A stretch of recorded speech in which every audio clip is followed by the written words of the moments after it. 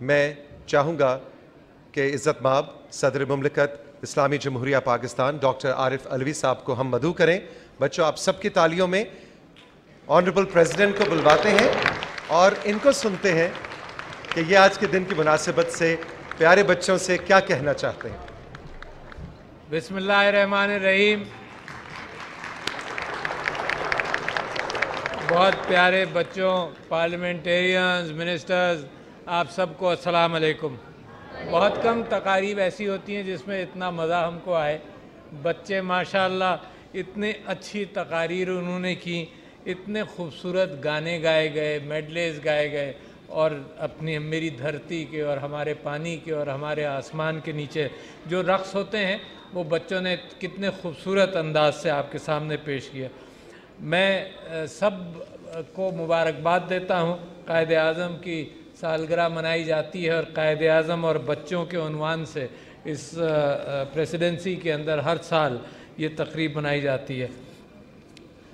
लुत्फ़ आया और इस बात का एहसास हुआ, जो बच्चों ने ख़ुद अपनी तकरीरों में इतनी बातें कह दी कि मुझे कुछ कहने की ज़रूरत नहीं, मगर बच्चों ही ने ये कहा कि जी आज़ादी कितनी बड़ी नेमत है।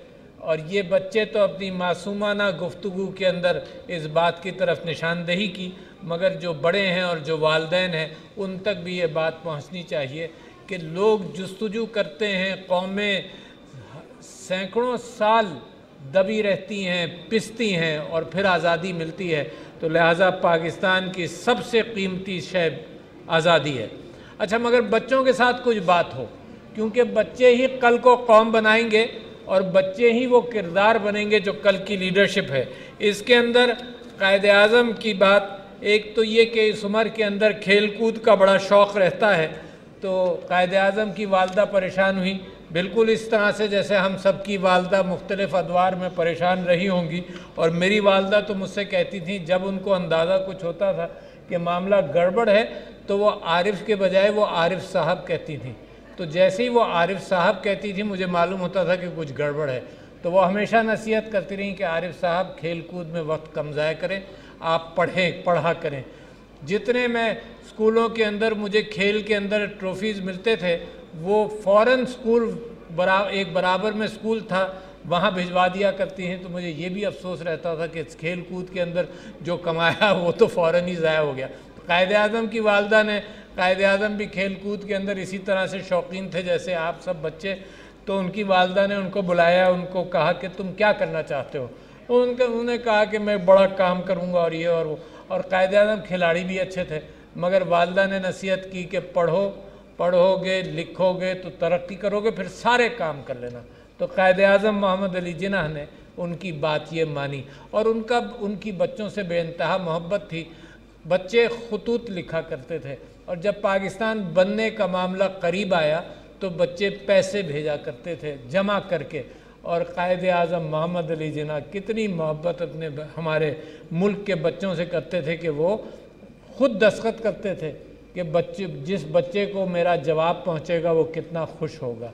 ये मेहनत मैं समझता हूँ कि कायद-ए-आज़म मोहम्मद अली जिन्ना ने 2-3 बड़ी अच्छी चीज़ें बताई बच्चों और बुज़ुर्गों जो यहाँ बैठे हैं, माँ बाप जो यहाँ बैठे हैं। एक तो ये कि वो अपनी बहन को हमेशा अपने साथ रखते थे और जिस महफ़िल में जाते थे फ़ातिमा जिन्ना साहिबा उनके साथ चलती थी।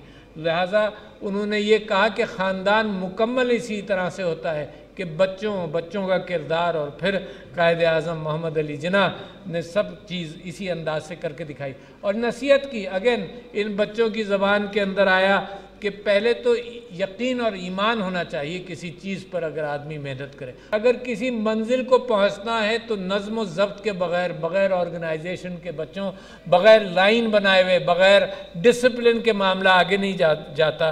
और इसी के साथ इत्तेहाद हो, यूनाइटेड हो, जैसे उंगलियां अलग अलग हों और मुक्का बने तो इकट्ठा होकर बड़े काम कर सकते हैं। ये वो नसीहतें हैं जो बच्चों और बड़ों के दरमियान, सब के दरमियान रहेंगे। तो बच्चों, जहाँ कायद-ए-आज़म ने जो नसीहत की उसके साथ साथ मुल्क की और क्या ज़रूरतें हैं। मुल्क की ज़रूरत है कि सच बोलना सीखो और माँ बाप जानते हैं, माँ बाप के साथ सच बोलोगे उसकी कदर रहेगी, एक दूसरे के साथ सच बोलोगे।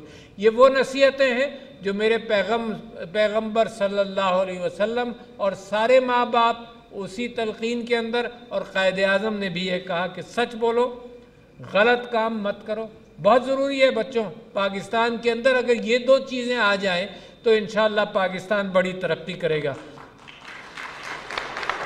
किसी और की अमानत के अंदर गड़बड़ मत करो। किसी ने कोई चीज़ रखने को दी हो, उसके अंदर गड़बड़ मत करना कभी। किसी की चीज़ छीन कर रखने की ज़रूरत नहीं। माँ बाप की और उस्तादों की इज़्ज़त करो। माँ बाप की इज़्ज़त करो। माँ बाप मोहब्बत के साथ आपको बड़ा करते हैं। उस्तादों की इज़्ज़त करो। उस्ताद मोहब्बत के साथ आपको तालीम देने की जुस्तजू कर। खेलो कूदो, यकीनन उससे कोई नहीं रोक रहा, क्योंकि उसी में मज़ा आता है। मुझे तो आज भी, आपको भी, बड़ों को भी खेल देखकर भी मज़ा आता है। पिछले दिनों हॉकी पाकिस्तान खेल रहा था तो बड़ी मुश्किल से मुझे कोई टेलीविज़न नहीं मिला, आपने कहीं से तलाश करता रहा, घंटा भर तलाश किया कि मैं देखूं। तो खेलो कूदो, ताकत बनती है, डिसिप्लिन आता है, कैरेक्टर आती है।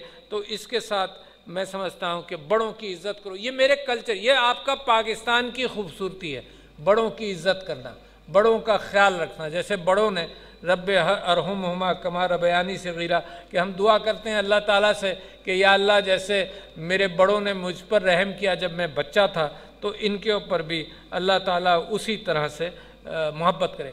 और एक और चीज़ याद रखो, ये कि दूसरे मज़हब के बच्चों के साथ अच्छा सलूक करो, बिल्कुल ऐसे ही सलूक करो। कायदे आज़म ने कहा पाकिस्तान बन गया सब बराबर एक, और ख़ुसूसी बच्चे जिसके अंदर डिसेबल्ड बच्चे या जो भी ख़ुसूसी बच्चों के साथ ख़ास मोहब्बत करो। ये चीज़ें हम सीखते हैं तो हमारे किरदार के अंदर बुनियादी हिस्सा बन जाते हैं। और माँ बाप की ज़िम्मेदारी है, मैंने पिछले दिनों पार्लियामेंट के अंदर भी ये बात कही थी, माँ बाप की ज़िम्मेदारी है कि पाकिस्तान का एक बहुत मजबूत पिलर है ख़ानदान। इस ये ख़ानदान दुनिया के अंदर बिखरता भी जा रहा है। पाकिस्तान का एक मजबूत पिलर है, इसको और मजबूती से थामना है, इस वजह से कि यहाँ से जो किरदार साजी होगी जिसमें छोटों का ख्याल और बड़ों का ख्याल, ये पाकिस्तान के कल्चर की बुनियादी हिस्सा है।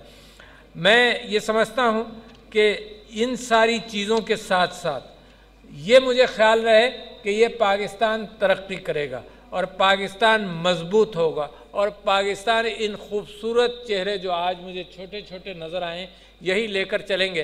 तो कायदे आज़म ने एक बच्चे से पूछा था कि तुम बड़े होकर क्या बनोगे। सबसे अच्छा सवाल तो यही होता है ना, तुम क्या करोगे, बड़े होकर क्या बनोगे। उसने कहा मैं कायदे आज़म बनूंगा। अच्छा, अब ये बड़ा एक अच्छा, तो उन्होंने बड़ा अच्छा जवाब दिया इसका। उन्होंने कहा हाँ, पाकिस्तान को एक और जिनाह की ज़रूरत है। तो इंशाअल्लाह पाकिस्तान जिस अंदाज से तरक्की कर रहा है उसके अंदर कायदे आज़म की बात सही होगी। और आखिर के अंदर ज़्यादा लंबी बात ही नहीं करनी चाहिए, इतनी खुशी भी है, इतना अच्छा आपकी शाम गुजरी आज, कि जब तक है ये दुनिया बाकी हम देखें आज़ाद तुझे। वाह वाह, जब तक है ये दुनिया बाकी हम देखें आज़ाद तुझे, सोहनी धरती अल्लाह रखे कदम कदम आबाद तुझे। अस्सलाम वालेकुम।